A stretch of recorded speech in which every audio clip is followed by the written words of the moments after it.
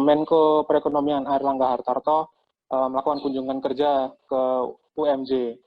Dan di sana itu Airlangga hadir sekira pukul 8.30, dan kemudian sebelum meresmikan gedung inkubasi wirausaha UMKM milik UMJ itu beliau melakukan kuliah umum dulu kepada mahasiswa, dan itu selama setengah jam.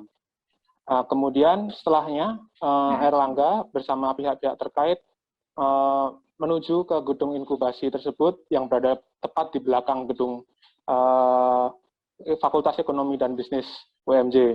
Di sana Airlangga kemudian bersama Rektor UMJ memotong untaian bunga sebagai simbol peresmian dari gedung inkubasi wirausaha UMKM tersebut.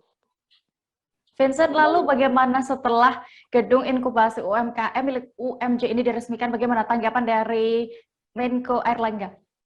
Ya, Airlangga sendiri menyambut baik peresmian dari gedung inkubasi wirausaha UMKM tersebut. Karena beliau menyatakan bahwa inkubasi itu adalah wadah untuk menetaskan wirausaha baru.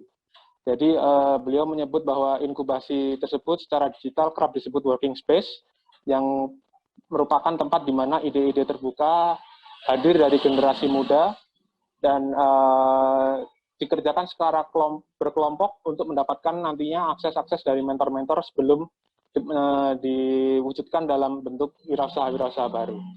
Dan kemudian dia kemudian mengatakan bahwa hal ini pernah dilakukan juga di Kementerian Perindustrian ketika seorang mahasiswa tingkat 2 berhasil membuat aplikasi secara komersial dan membuat beasiswa untuk rekan-rekannya. Dia meminta hal ini dijadikan inspirasi bagi universitas lainnya.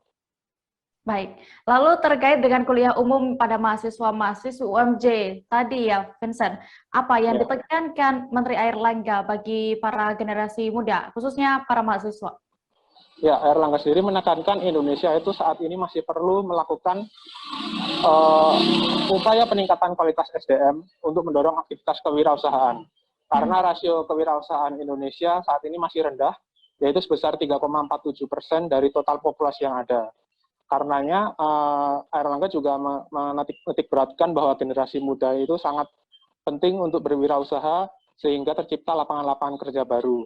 Dia juga mengharapkan generasi muda saat ini agar dapat memanfaatkan digitalisasi era digital dan menjadi talenta digital. Sebab dalam waktu 15 tahun ke depan Airlangga menyatakan bahwa Indonesia membutuhkan sekitar 9 juta orang atau 600.000 orang per tahun sebagai talenta digital. Begitu.